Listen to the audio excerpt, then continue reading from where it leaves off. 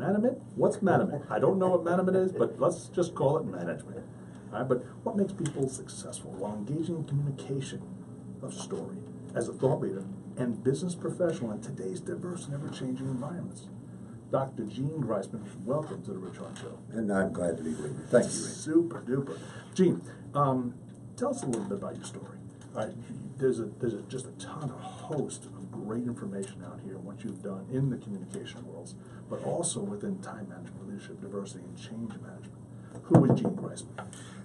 Well, I guess one side of me is I interview successful people, people who are high achievers, and I guess that's the beginning of my story that might be relevant here, and that is that I had a chance to do television with very famous people, Ted Turner's Superstation, which eventually morphed into CNN and many other networks, but I was there at the beginning at creation, and in the door I had a chance to interview some of the most famous people in the world, and I discovered that whether I was talking to Tennessee Williams or Jack Lemmon or Ray Charles or Loretta Lynn or Helen Gurley Brown, when I asked what made you successful, I got the same answers. Right. And what was that answer? Well, they tended to cluster. Okay. And I looked at those clusters, those answers, and I wrote a book called The Achievement Factors, which attracted a good bit of attention. And I identified 7, 8, 9 of those factors that show up again and again in very successful careers. Love it, love it, love it out there. You know, so when we take a look at some of your achievements and the successes, which we're going to get into, seems to be, and during our conversations, your greatest success is working as and developing the character of our 16th president. That's right. I guess I'm best known now for my portrayal of Abraham Lincoln. And that came out of these interviews and out of the book, The Achievement Factors.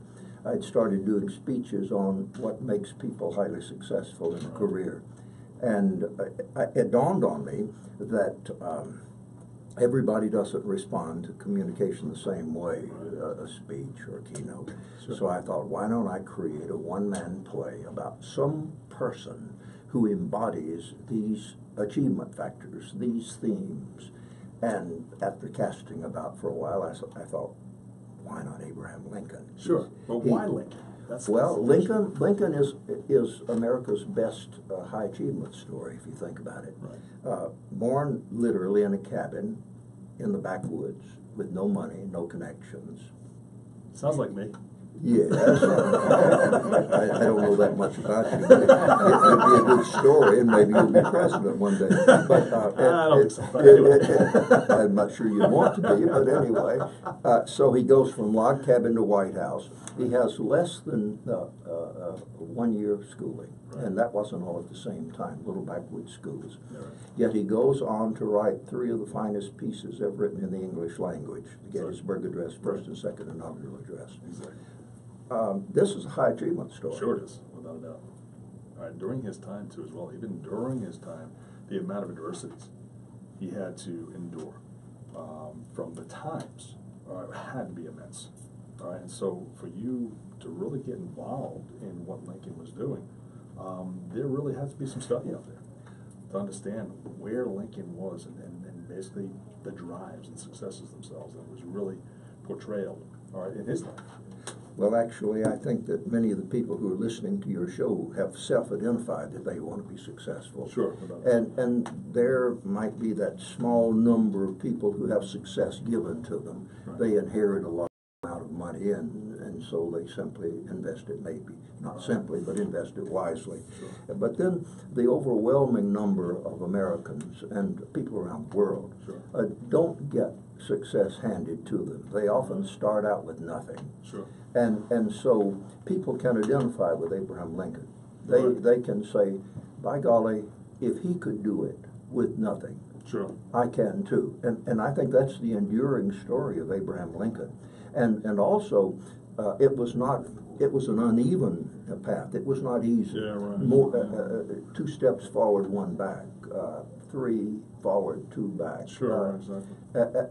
As a matter of fact, 8 months before Lincoln got the nomination to be the Republican candidate for president, he made a speech in Milwaukee, and nobody showed up. He was that unknown. He was that unpopular. Yeah, right. And just a few months later, the tide changes, and here he is a candidate for president. How do we bring, and what are the most important leadership qualities that Lincoln has brought up that we can use today? We've just gone through a whole dynamic change of baby boomers and senior generations and the generations. Now we're entering a larger scope already of millennials. And so what are the principles and practices and things themselves from a leadership standpoint, from a success standpoint, that Lincoln has been able to bring up and could actually help us today?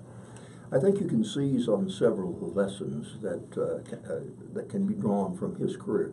For one, he did not let any failure be final. He did not let a defeat define him. So when you look at the Lincoln story over and over again, you see setbacks and then a success that encourages him. Sure. We have to have some success along the way. It's not if it's unremitting failure, we get discouraged and we quit. Right. But he comes back. He keeps coming back, and he keeps learning from his failures. Sure. And so it is the lesson that we don't let any failure be final. Sure. Right. But when we have a failure, when we have a setback, we stop and we say, okay, is this because it's a bad idea? Right. Or is it a good idea and I didn't do it at the right time? Sure. Or I didn't communicate it properly? Right, exactly. Or I didn't communicate it to the right person? Sure. So that's one of the very big lessons. I guess there's a second that you might be able to draw from Lincoln for our discussion here, and that is he surrounded himself with people who knew more than he knew, who could do what he could not do. And that's the story of Lincoln. I think he learned that. He learned to appreciate diversity. He learned to accept, not only accept people who are different. On the frontier, they would welcome generally somebody who came in and they had a skill that the others didn't have, but they might be different. He learned that if a person can do something that is different or see something that the others don't see, that's valuable. So when he gets to be president, people look at this, at Lincoln, and they say, oh my God, what have we done? Here's a small town lawyer, and we are on the edge of a civil war. 7 states had already seceded by the time Lincoln became president. And so they say, we've got the town lawyer. What in the world are we going to do? Lincoln knew what they did not know. He had learned a principle early on that he could surround himself with people who could do what he couldn't do, know what he did not know. And so he created the most diverse cabinet ever assembled in American history. He had Republicans and Democrats, and he had liberals and conservatives, and he had people from all parts of the country. And these people quarreled with one another and made fun of him and the others. But he kept them on the team as long as they made a contribution. And I think that's very important because of the fact itself that even today, in today's several different environments, from business leadership, business developments, politics, spiritual side, everything out there, is that we really have to tend ourselves, or actually surround ourselves with the good people, okay, individuals themselves that we know that we can. And I'm 100% believer in that. I know that I can't do everything, and so bringing the right people in. I often say that through adversities themselves, we have to make certain challenges, choices, and decisions. And as we make those challenges and choices and decisions, whether they're going to be right or wrong, all right, hopefully we're going to learn somewhere along the lines, and how do we apply that, all right? And hopefully we bring a lot of other individuals themselves into the success role and to help us. And that's what, from a leadership perspective today, it's very important themselves for individuals, especially I think from a millennial standpoint, knows that you can't do it by yourself. And so there's many other sources and resources and different ways to obtain information, all right, to get you from here, all right, level here, to a higher level of what we call success. Let me pick up on something you just said. Sure. And you said finding the right people. that is a skill in and of itself. Sure. It's one thing to be committed to surrounding yourself with people who have skills you don't have yourself, Right. but to get the right people. For Lincoln, that was a learning experience. Lincoln went through a bunch of generals Right. before he got to three generals really that he needed. For example, he had a good number of generals who were good tactical generals. They could win battles, but Sure. they were not strategic generals. They didn't know how to win a war. Right, exactly. And so it was not until he found Grant, who was he was actually a very good tactical general, but he was a strategic general, so he could put all the pieces together. He could see the whole map and see all of the forces together. So the larger picture is this: learning to get the right person. And you may make some mistakes along the way, but here's what Lincoln was willing to do. He was willing to move that person into another position Right. and find the other. For example, Meade, General Meade was the one at Gettysburg, but he was a good tactical general, not a strategic general. He didn't fire Meade, but he made Meade a part of the larger picture and right. reported to Grant eventually. Right, exactly. You know, to bring all this into light, and how you bring this to today's audience, and their hearts, their ears, and their minds. It's a certain voice that you bring to the platform on this, and this certain voice of leadership is really engaging to a lot of folks nowadays, because they want to obtain higher levels of success. They want to get to that particular point. Sometimes they just don't know how to get there. All right, but it's proven out here that past experiences and looking through the time of history, we've had some very, very unique leaders, and Lincoln has definitely proven to be that unique leader out there. And sometimes we just may discount it. All right, but now bringing the voice of Lincoln, all right, to the platform and stage, what are the most important points that people themselves are walking away with? One of the lessons that I talk about in the Achievement Factors, that first book that I wrote about high achievers, was how teachable high achievers are. And Lincoln is teachable. He's learning. Right. So a lot of people are not teachable. Now you can learn two ways. You can learn from something that happens to you, Right. both your success and your failure. Many people don't learn much from success, so they don't repeat it. That's exactly They, right. they study their failure, but they don't study their success and say, why was I successful this time and not in previous efforts? Right. The second thing is, you don't have to do all the learning yourself from personal experience. You can study other people. Now here's a basic principle that'll always work. Good. And it's this: if you want to do something well, find someone who does really well what you want to do and emulate it. There you go. Right. And that will take you a long way. So I have studied successful people Good. and have tried to emulate some of the things they do. Lincoln did the same thing. For example, he made up his mind he wanted to be a lawyer. Right. So he would go down to the courthouse, and when he heard a great lawyer coming into town to plead a case, Lincoln was out there studying him. Exactly. Look at that. So I study leaders. You're a professional speaker, I am too. We go to the National Speakers Association, where some of the best people in the world Right. at what we do are out there for us to study Yes, and they are. learn from. Yep. And so we are learning from successful people. Without a doubt. And that's a very unique opportunity that we have in order to really bring our skills, talents, tools, and resources with the voice to this platform, all right, to make it very unique for our listeners' eyes, ears, and hearts and minds. Hopefully to take away something very, very important, whether it be leadership, all right, whether we're talking about themselves of management or any type of diversity or change management. Equally important, all right, for somebody at least to walk away with at least one golden nugget. Yeah, Somewhere yeah. along the lines. Hey, today we're talking with Dr. Gene Griessman, Gene Griessman Associates. If you'd like to get a hold of Gene, all right, you can reach him at presidentlincoln.com or 404-435-2225. Or we could probably also reach at Abe, A-B-E, at mindspring.com. Hey, so Gene, let's talk about something else. Let's talk about as a thought leader, all right, and communication. We hinted on the topic of surrounding yourself with great people and teaming people. What are some of the people that you already have brought into your team? all right, the type of individuals, because we said individuals, it's very hard to find the right people, all right, and you've done just an array that you've brought into your fold, success fold. Tell me about some of those people. Well, I can tell you this, that I have learned what works best for me, and I found that I work best as a solo operator who has an absolutely dependable assistant. Good.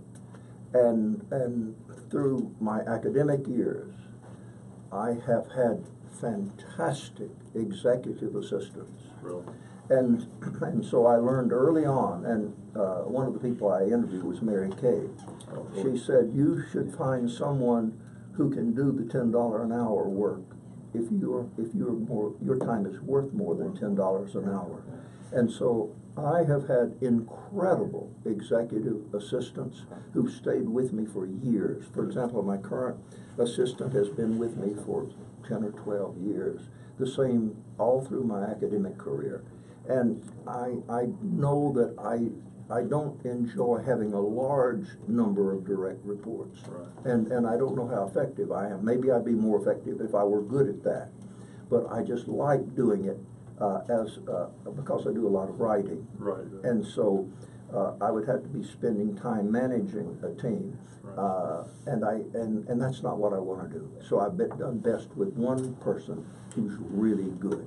Incidentally, that is a principle of success too. Some of the most powerfully successful individuals, CEOs of companies, have always had a great number two. Right, exactly. Yeah. Roberto Goizueta, who was the longtime CEO of Coca-Cola, Right. the Goizueta School of Business is named after him at Emory, had a fantastic COO number two. Right, exactly. So find a great number two. And Lincoln knew that too, and so he got a great number two. There you go. There you go. Is there a key? Is there three things, one thing, two things that we should be looking for? All right, for our audience out there to say, all right, I'm looking for a leader, looking for a number one, number two person. Is there a quality, a trait that really sticks out the most? All right, really working with the dynamics of an individual according to your personality, according to your ability. That's a terrific question. Let me think as I go. Okay. I haven't been asked that actually before. I would say, first of all, you want somebody who is really competent. Good. Competent in which way? Are we talking education? Are we talking technology? The ability to do a job well. Good, superb. And so you do not want to delegate to somebody who is going to mess things up. Right. So you've got to have someone who is competent so that once you have delegated it to them, they're going to do it right. And that's why I keep the family in it. Well, and then I would applaud that, having met them. And the second thing is that they have to. That's the family clapping.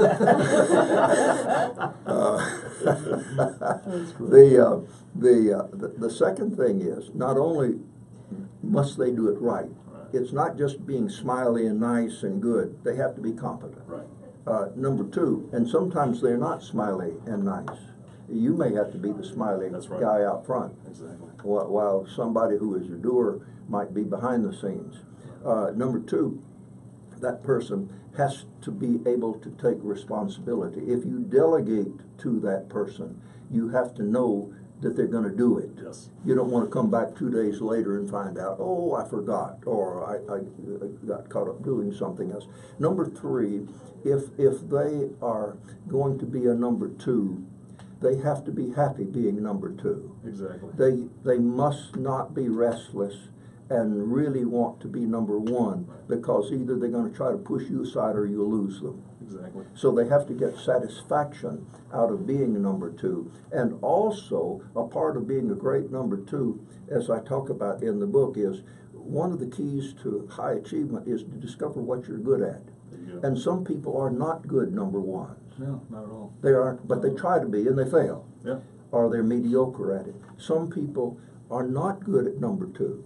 That's right. And so a person has to say, I am really a great support person. So those are the three. Number one, competence. Two, responsibility. And third, being good, being happy at being number two. That's very, I mean, very great points out there. You know, in our communication world, the speakers world, we say there are individuals that are great keynoters, all right, and there are individuals that are great breakout speakers. Absolutely. Okay? But there is those two twains. Where those two twains, you can't be a great, or it's very hard. Let's put it this way: very hard to be a great keynoter and a great breakout. Okay, it's either you make a great keynote or you make a great breakout. You know, what are you feeling? I totally agree. I'm thinking right now of a person, I'll not call his name, he's a terrific person. He's been president of NSA. He has won all the awards that you can win in the National Speakers Association. He is a terrific person before an audience of, say, up to 200 or 300. But I have listened to him before an audience of 1,000 or 2,000, and he just does not have that it. That's right. To hold 1,500 or 2,000. That's tough. That's tough because you've got a very short span to collect the bargaining chips in a keynote. Well, that's the rational part about it, and I think there's also perhaps something else that's chemistry, perhaps metaphysical, charismatic. You either have it or you don't. That's right. Exactly. Exactly. Let's go back to this whole idea of success. All right, we've kind of touched on it through this whole segment out here, but your view of success, achieving and reaching some higher levels. We've had some conversations offline and online about success. What is your definition? Well, I make a distinction, and when I wrote the achievement factors, I'd often be asked, and I would elaborate on that idea. Here I'm talking about career success. Right. Okay. A lot of people who are successful in their career are not successful in their family. That's right, exactly. In fact, they're dismal. And why is that, Dodgy? Well, often it takes so much time to be successful in their career that they're taking away time from their family. For example, just before we went on the air, I looked at a letter that Robert Lincoln wrote about his father. Lincoln spent almost no time with Robert in his formative childhood years. Lincoln was riding the judicial circuit and was often gone for 5 or 6 months at a time. So he did not watch Robert grow up. And so with the other children it was different. But he and Robert later on said, I barely know my father. So that's a price that he paid. Now, finding a balance between the two, and I've known people who have said, you know, I'm going to have to sacrifice on the career side in order to do this, or perhaps they segment it and they say, okay, I'm going to do this for a while, and then I've got in my case 120 years to do the rest. That was an effort at humor which you missed. In fact, everybody missed it. But success is definitely consuming, and it can consume you, all right, in order trying to get to that level of reaching it. All right, but that balance, okay, is extremely important. We never really reach that whole full level of balance. But success, all right, in your world, what's the definition of success in your world? I mean, you've done some great work. You've met and worked with some great people over the many, many years. Your involvement through the National Speakers, that's where we first got hooked up out there. Your involvement in what you've done physically, mentally, emotionally, and spiritually through this communication world has really impacted a great deal of people in and around you. How do you define that? Well, as I'm now on the back nine, I have to think a good bit about that. And so the career success has brought me some opportunities that are enduring, and some recognition that feels good. Right. But I also have to think about what is success. And when I do my Lincoln one-man play, I end by Lincoln wishing the audience success, and he quotes from a piece that has been attributed to Ralph Waldo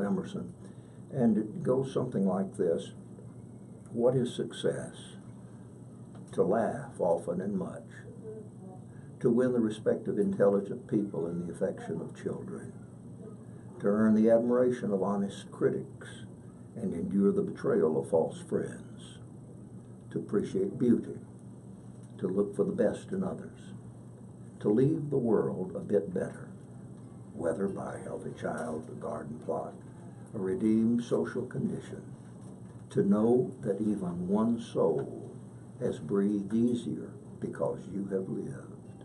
This is to have succeeded. Wow.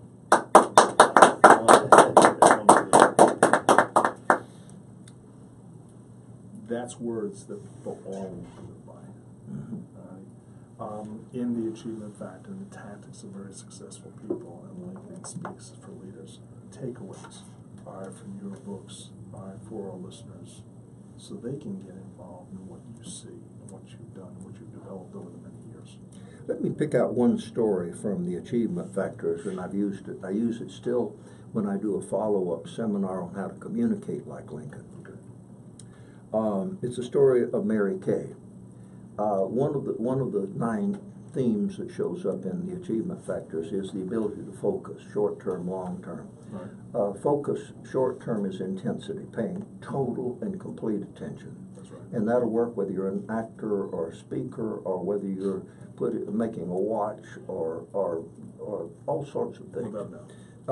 And so I did an interview with Mary Kay, and you liked this story, so I'll repeat it.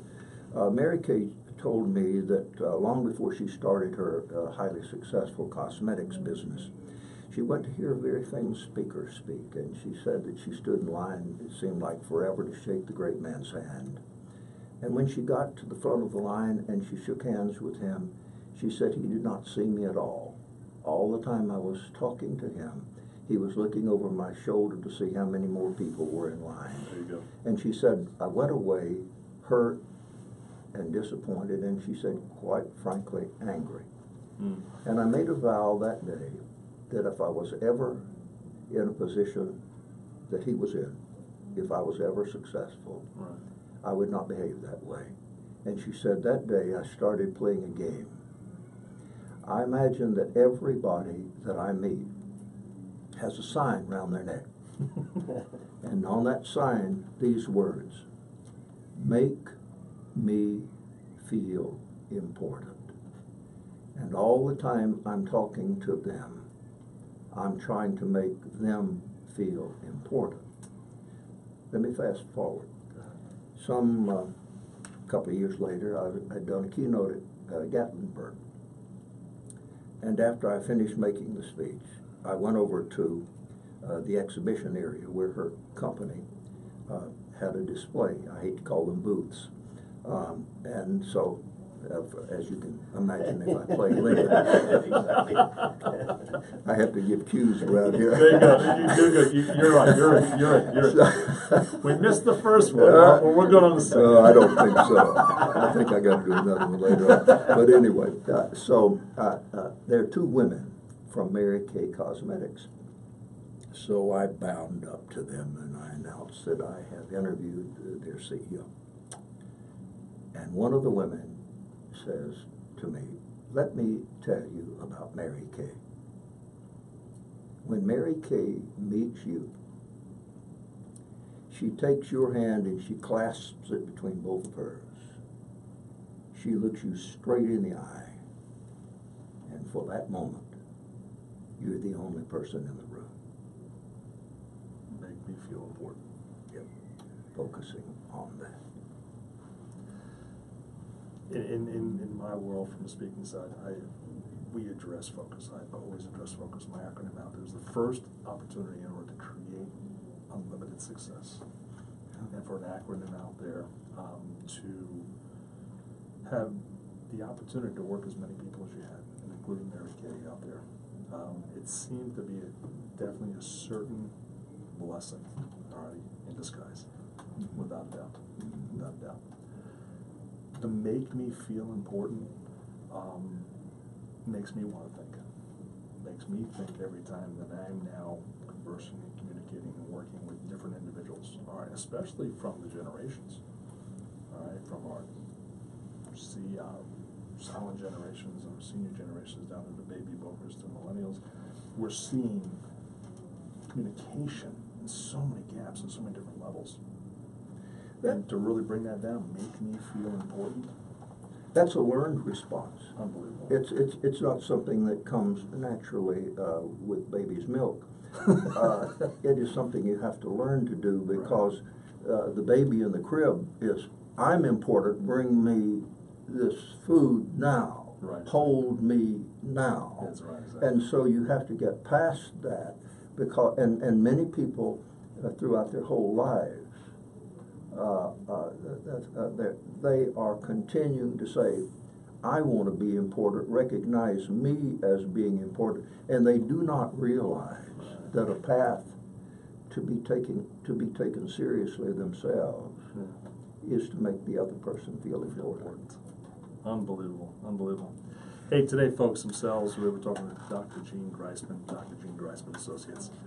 You can reach Gene 404-435-2225, PresidentLincoln.com. You can also reach him at ABE at mindspring.com. Dr. Gene Griessman, any last thoughts, things themselves you'd like to leave with our listeners today? Let me make the listener feel important. Good. And that is, if they will send, if you as a listener will send me an email, abe@mindspring.com, I'll send you 29 of my favorite time savers from Time Tactics of Very Successful People. And no cost at all, just shoot me an email and say, send time savers, and I'll be happy to do it. Love it, love it. Hey, thanks, Gene. Dr. Gene Griessman, thank you very much for being on the show today. Thank you, Rich. We look forward to My seeing you in the pleasure. future. Pleasure's all mine. Thank you very much.